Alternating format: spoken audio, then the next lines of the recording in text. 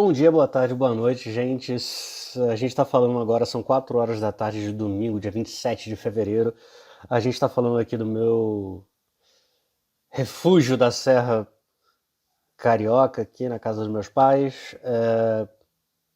Mas a gente tem que falar, muita coisa acontecendo hoje, muita coisa muito importante que aconteceu nas últimas 24 horas no mundo.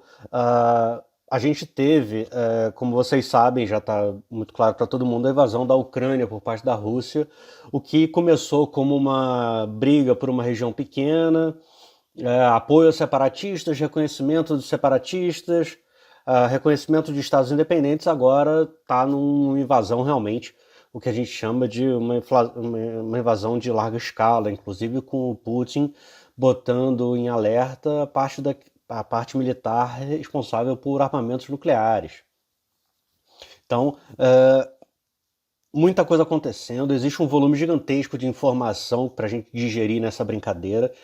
E uma das coisas que eu falei bastante nos últimos dias foi com relação às sanções, onde eu esperava alguma coisa relevante do petróleo, de energia, de sanções voltadas aos bancos em larga escala, e falei inclusive do banimento da Rússia por parte dentro do sistema do SWIFT.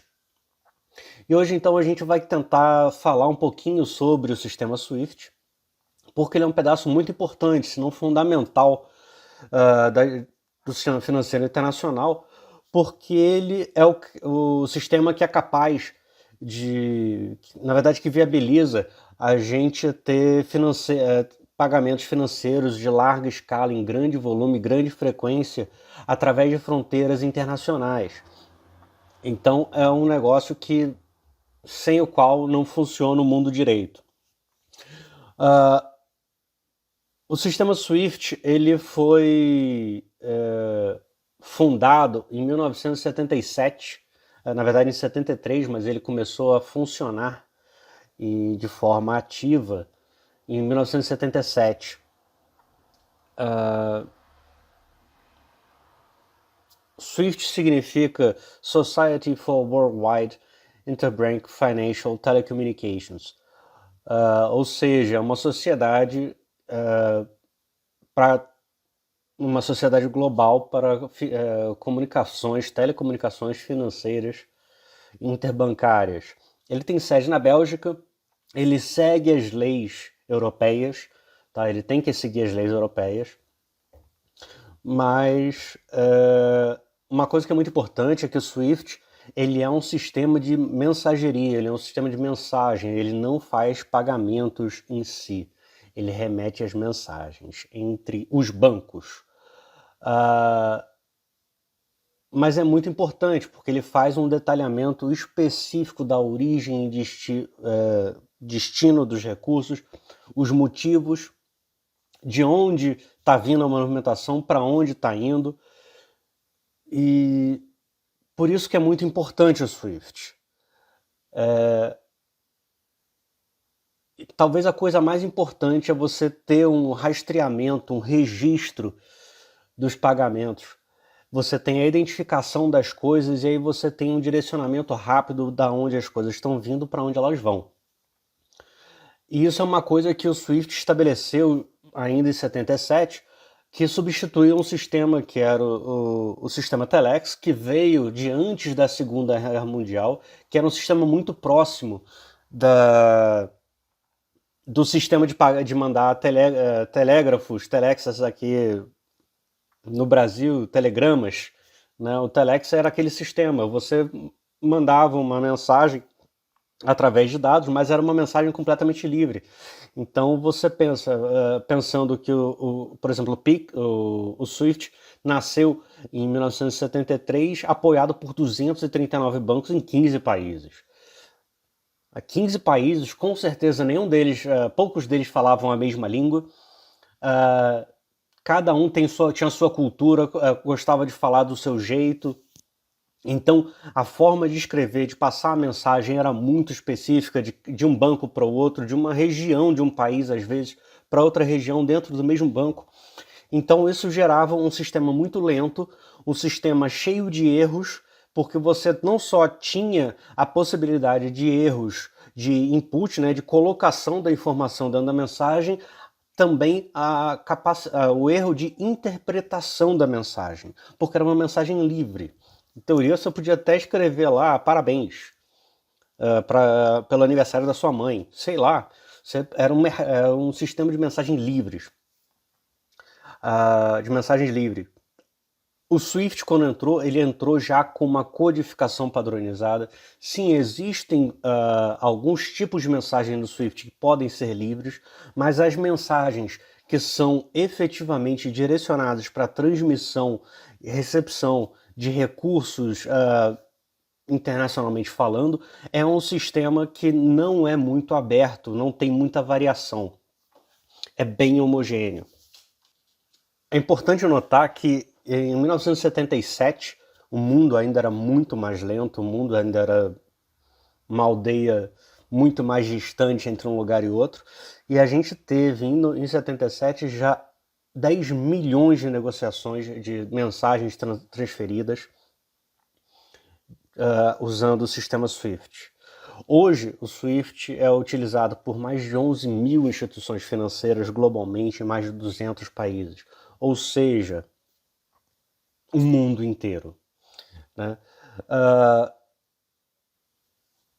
Todo o código do Swift é um código, na verdade, BIC. O sistema Swift faz um código BIC, que é o Bank International Code, mas a gente chama de BIC.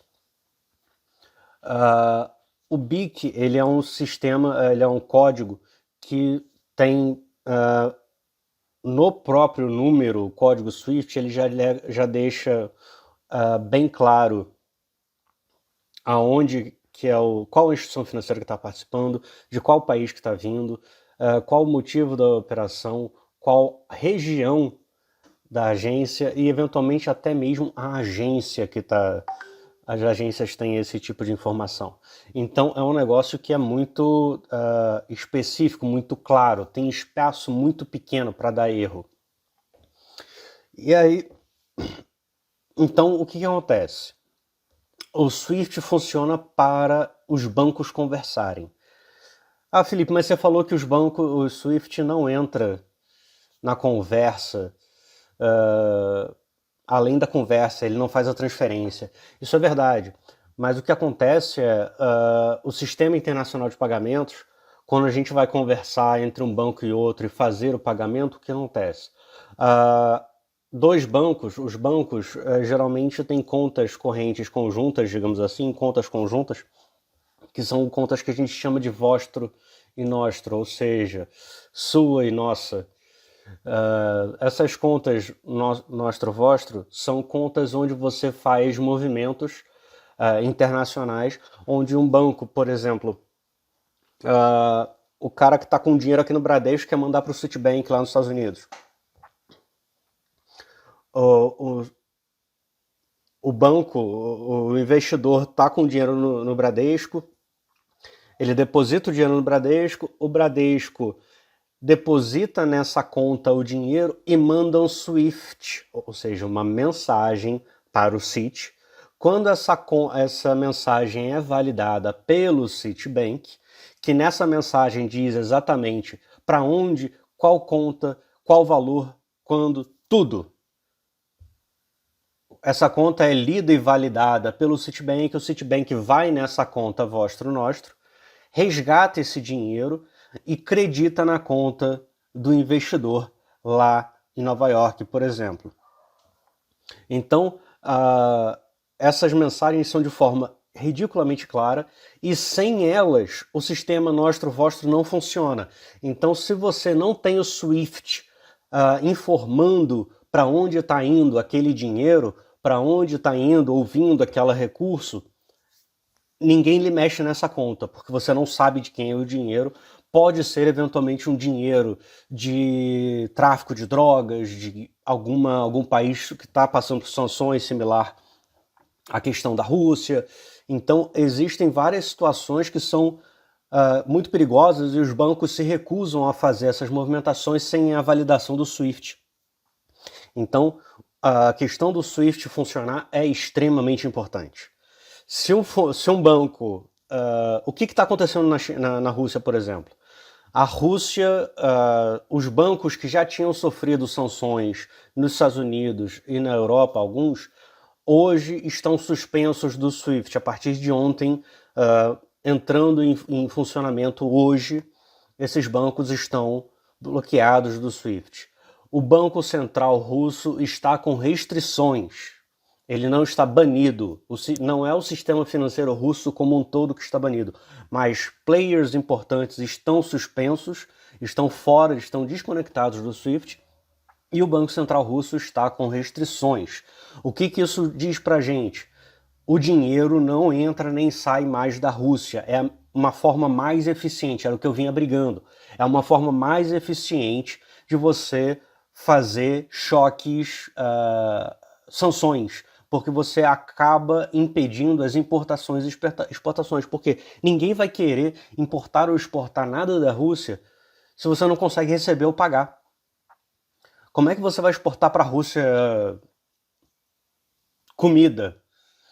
Você vai vender lá o boi para a Rússia, mas a Rússia não consegue te pagar. Você não tem certeza se a Rússia consegue te pagar. Da mesma, em contrapartida, a Rússia não vai querer te vender o petróleo porque ela não tem certeza se você... As empresas russas não vão querer vender o petróleo porque você não tem certeza... Ela não tem certeza que você vai conseguir pagar, que você vai pagar de fato. Né? Então, a suspensão desses bancos e as restrições impostas ao Banco Central Russo geram esse efeito e é um efeito cascata. Em teoria, não foi feito o bloqueio total dos bancos do sistema financeiro russo. Na prática, pegou onde tinha que pegar. Então, o que a gente está vendo hoje? Hoje a gente está vendo um princípio de corrida bancária nos bancos. O que é uma corrida bancária? Corrida bancária é quando os investidores que têm dinheiro naquele banco correm para tirar o dinheiro do banco. Como é que um banco funciona? O banco pega o dinheiro do investidor, guarda um pedacinho e empresta para um terceiro. É assim que o banco funciona, ele ganha esse spread, ele faz essa movimentação, essa multiplicação monetária. Quando há uma corrida financeira aos bancos, você que tem o seu dinheiro lá, tira o dinheiro do banco. E o banco que tinha pego um pedaço do seu dinheiro e tinha emprestado para outra pessoa, tem que arrumar outro dinheiro para botar no lugar do seu, ou então ele vai ficar ilíquido. O que é ilíquido? O banco não consegue transformar as coisas que ele tem, os empréstimos que ele tem ou os ativos financeiros que ele comprou outro dia em dinheiro em tempo rápido o suficiente para pagar os resgates. Então ele está ilíquido, ele não tem liquidez, ele não tem cash. O que é diferente de insolvência. Insolvência é, mesmo se o banco vender tudo, conseguir vender tudo, resgatar todas as aplicações que ele fez, puxar todos os empréstimos, ele não consegue pagar. Então esse cara é um insolvente, ou seja, mesmo ele vendendo tudo que ele tem, ele não consegue pagar o buraco que ele se meteu. O que acontece quando a gente tem uma corrida bancária, geralmente, é uma crise de liquidez. E o que a gente pode esperar hoje? A gente pode esperar hoje uma corrida por liquidez em bancos europeus, alguns mais próximos à Rússia. A gente já está vendo um início de uma corrida bancária a bancos russos. Qual é o grande problema? A gente tem exposição de uma série de bancos europeus e uma série de bancos americanos a capital russo, uma vez que esses bancos não podem mais negociar, não podem mais transacionar dinheiro pelo SWIFT, o que acontece é que você começa a ter um risco, um evento de pagamento, um evento de honrar o pagamento, que é a mesma coisa que a gente observou, por exemplo, na época quando o Lehman Brothers quebrou. O Lehman Brothers, quando quebrou em 2007, 2008, ele gerou um efeito em cascata, que foi um problema de honrar pagamentos. O Lehman Brothers tinha posições, negócios em contraparte, e as instituições que faziam a liquidação né, das coisas. Ela tinha o dinheiro do Lehman e tinha as obrigações de fazer. Ela tinha que encontrar as coisas e fazer a liquidação das coisas. Essas instituições decidiram não correr o risco de usar o dinheiro do Lehman para pagar coisa, porque ela não sabia quanto dinheiro o Lehman ia ter no final das contas. E ela ia ficar com um buraco.